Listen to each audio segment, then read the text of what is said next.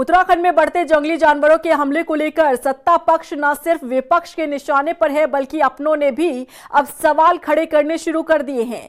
धमकी भरे अंदाज में बीजेपी विधायक दिलीप रावत ने इस्तीफा देने की चेतावनी दे डाली है और यदि ऐसा होता है तो यकीनन सरकार के लिए मुसीबत खड़ी हो सकती है।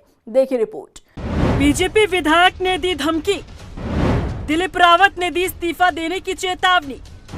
जंगली जानवरों के हमले से परेशान बीजेपी विधायक, सत्ता पक्ष की बढ़ सकती है मुसीबत कि अगर इसी तरह से रहा तो मुझे वास्तव में मजबूर होकर जो इस्तीफा लेना पड़ेगा। उत्तराखंड में पहाड़ों पर बढ़ते जंगली जानवरों के हमले को लेकर सरकार न सिर्फ विपक्ष के निशाने पर है बल्कि अपने भी अब सरकार को चेतावनी देते नजर आ रहे हैं। लैंसडाउन से बीजेपी विधायक दिलीप रावत ने धमकी भरे अंदाज में कहा कि यदि जंगली जानवरों के हमले को लेकर कोई संज्ञान नहीं लिया गया तो वो इस्तीफा दे देंगे।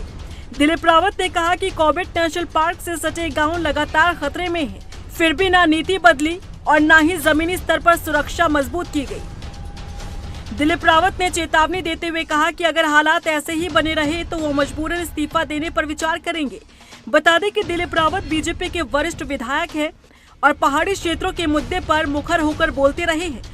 वो पहले भी पर्यावरण और वन्य जीव संरक्षण से जुड़े मामलों पर सरकार को घेर चुके हैं। इस बार उनका इस्तीफे का बयान पार्टी लाइन से हटकर माना जा रहा है, जो राज्य सरकार पर दबाव बनाने की कोशिश नजर आती है।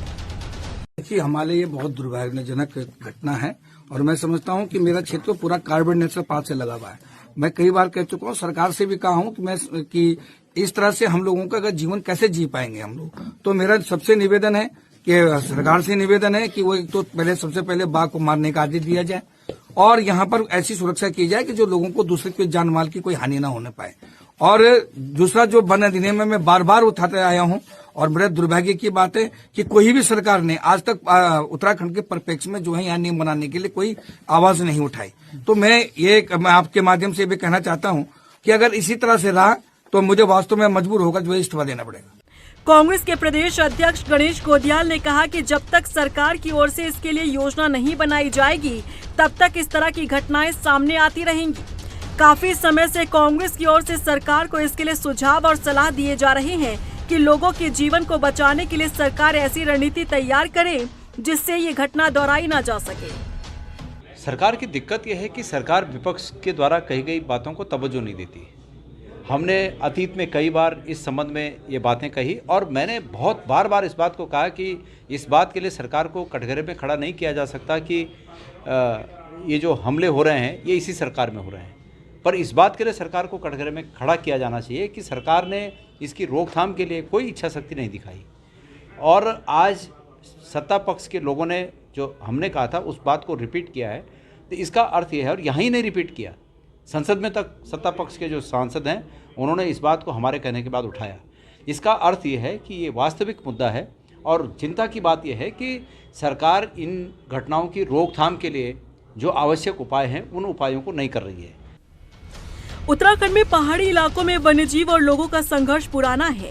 वन विभाग को एक ठोस रणनीति बनाकर बीच का रास्ता निकालना चाहिए।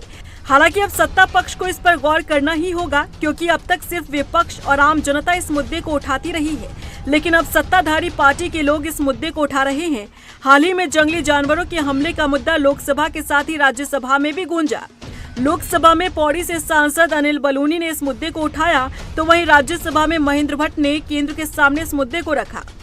हालांकि बीजेपी विधायक दिलीप रावत ने जिस तरह से धमकी भरे अंदाज में सरकार को संज्ञान लेने के लिए कहा है उसने सत्ता पक्ष की टेंशन बढ़ा दी है। रफ्तार मीडिया के लिए देहरादून से सुशांत सिंह के साथ ब्यूरो रिपोर्ट।